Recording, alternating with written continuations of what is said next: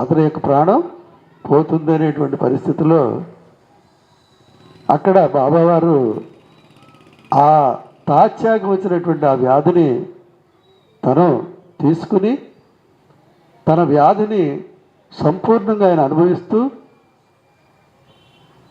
అక్కడ తాత్యా దగ్గర అందరూ ఉన్నారు. కాసేపట్లో తాత్యా చనిపోతాడు అనుకున్నారు. కానీ సడన్గా అక్కడ జరిగినటువంటి విచిత్రం ఏమిటంటే తాత్యా లేచి కూర్చున్నాడు. చూడండి సత్యం, తాత్యా లేచి కూర్చున్నాడు. అక్కడ బాబావారు తన శరీరాన్ని వదిలేశారు, మహాసమాధి చెందారు. చూడండి, బాబా చెప్పినటువంటి ఆ వాక్కు అనేటువంటిది ఆయన మాటకు కట్టుబడి, అమ్మా నీ బిడ్డకి నా ప్రాణాన్నైనా ఇచ్చి నేను రక్షిస్తానన్నట్టుగా ఆయన ఆ 1918లో వచ్చినటువంటి విజయదశమి రోజు, అంటే అక్టోబర్ 15వ తారీఖు మంగళవారం, ఇదే రోజు మంగళవారం మధ్యాహ్నం 2:30 ఆయన మహాసమాధి చెందారు. చెందిన తర్వాత మరి చాలామంది అనుకుంటూ ఉంటారు, ఇప్పుడు బాబావారు ఎప్పుడో 1918లో ఆయన మహాసమాధి చెందారు కదా, ఆయన ఇంకా ఉన్నారా, ఆయన ఇంకా వీళ్ళందరూ కూడా భక్తులందరూ కూడా బాబా బాబా బాబా అంటూ తిరుగుతున్నారు అని అంటే, బాబావారు మహాసమాధి చెందకముందు 11 వాక్యాలని చెప్పారు. 11 వాక్యాలు. వాటినే మన గుడిలో చూస్తే అక్కడ బోర్డు పెట్టి ఉంటుంది, శ్రీ సాయినాథుని ఏకాదశ సూత్రములు. కానీ ఎవరు ఈ ఏకాదశ సూత్రాల మీద మనసు వెళ్ళదు. బాబావారిని దర్శించుకుంటారు, వెళ్ళిపోతారు. కానీ అసలు తెలుసుకోవాల్సింది ఏంటంటే బాబావారు మన పట్ల ఏ విధంగా ఆయన కరుణా కటాక్షాలు చూపిస్తున్నారు అనేటువంటి దానికి తార్కాణమే ఆ ఏకాదశ సూత్రాలు. ఆయన మహాసమాధి చెందకముందే మరి భూమి మీద పుట్టినటువంటి ఎవరైనా సరే, భగవంతుడైనా సరే, ఎవరైనా సరే చివరికి ఈ శరీరాన్ని వదలాల్సిందే, అది అనివార్యం. అలాగే బాబా కూడా తన శరీరాన్ని వదిలేరు. కానీ ఆయన వదలడానికి ఎన్నో సంవత్సరాల ముందే తన భక్తులకి ఆయన ఈ 11 సూత్రాలని తెలియజేశారు. ఏమిటి అంటే, షిరిడీ ప్రవేశమే సర్వదుఃఖ పరిహారము. చూడండి, షిరిడీ ప్రవేశమే సర్వదుఃఖ పరిహారము. రెండవది, ఆర్తులైననేమి నిరుపేదలైననేమి ద్వారకామాయి ప్రవేశం అందించినంతనే సుఖ సంపదలు పొందగలరు. మానవుడికి కావాల్సింది ఏంటండి? సుఖం, సంపద. ఏ కదా కోరుకుంటాడు? కష్టాలు దుఃఖాలు కోరుకుంటాడా? బాబావారు ఆనాడే చెప్పారు, ఎవరైతే ఈ ద్వారకామాయిలో బాబావారు ఒక పాడుపడిపోయినటువంటి మసీదులో ఉండేవారు. అది గోతులతోటి, రకరకాలైనటువంటి చిన్న చిన్న తేళ్ళు ఆటలతోటి చాలా అసభ్యకరంగా, అసలు అశుభ్రంగా ఉండేది ఆ ద్వారకామాయి. ఆయన పక్కన ఈశాన్యంలో కూర్చునేవారు. ద్వారకామాయిలో ఎదురుగుండా ధుని వెలిగించి ఉంచేవారు. ధుని అంటే ఆ అగ్నిహోత్రం ఎప్పుడు వెలుగుతూ ఉండేది. ఆయన దక్షిణముఖంగా కూర్చుని ఆ ధుని మండుతుంటే చూస్తూ ఉండేవారు.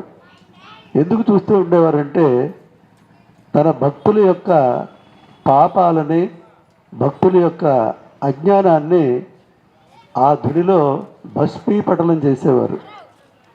తన దగ్గరకు వచ్చినటువంటి భక్తులు అందరి యొక్క పాపాలని క్షణకాలంలో ఆయన ఆ ధునిలో భస్మీపటలం చేసి, ఆ ధుని నుంచి వచ్చినటువంటి విభూతిని ఆయన మళ్ళీ వాళ్ళకి ప్రసాదించి, దాని ద్వారా వాళ్ళకి ఐశ్వర్యాన్ని ప్రసాదించేవారు. అలాంటి ఆ షిరిడీ సాయినాథుడు వారు మరి ఆ ద్వారకామాయి యొక్క మహిమ గురించి చెప్తున్నారు. ద్వారకామాయి ప్రవేశం వర్ణించినంతనే సుఖ సంపదలు పొందగలరు. ఈ భౌతిక దేహాంతరము సైతము నేను అప్రమత్తుడనే. అందరూ నేను శరీరాన్ని చాలించాను, ఇంకా బాబాలు లేరని అనుకుంటారేమో. నా శరీరాన్ని అయితే వదిలేను కానీ నా ఆత్మ మీ చుట్టూరు ఎప్పుడూ తిరుగుతూనే ఉంటుంది. బాబా బాబా బాబా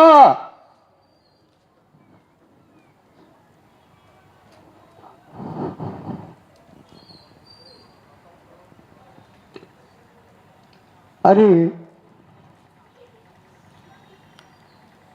బాబాని ఆర్తితో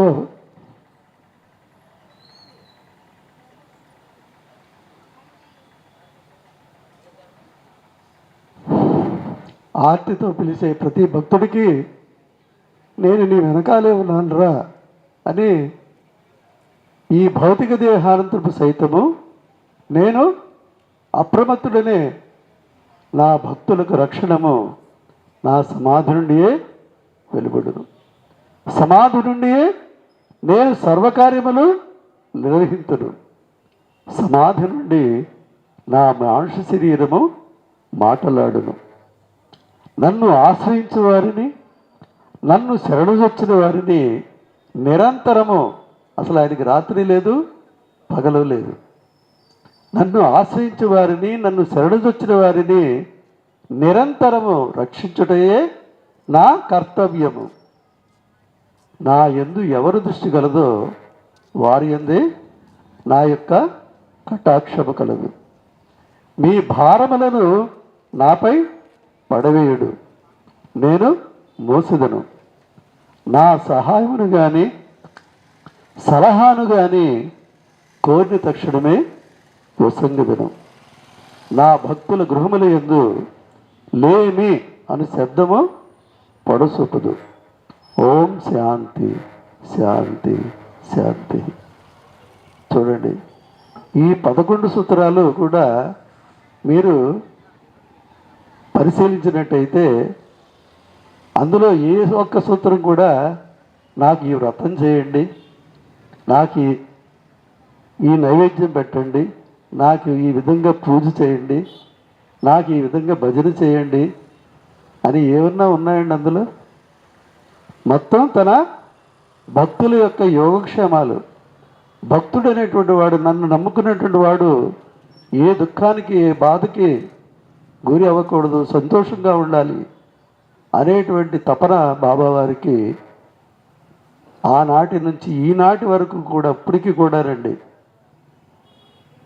ఆయన తన భక్తులు తోడునీడుగా ఉండి ఆయన సంరక్షిస్తూ, ఎక్కడ బాబా అంటే అక్కడ నేను ఉన్నాను అని. మీకు ఉదాహరణగా చెప్తున్నా, అంటే ఏదో ఇది కాదు, నా వాడు అనుకున్నటువంటి వాడు 1000 కోసుల దూరంలో ఉన్నా కూడా వాడిని నేను రక్షించుకుంటాను అని బాబావారు చెప్తున్నారు. రీసెంట్గా జరిగినటువంటి నా గురించి నేను చెప్తున్నా.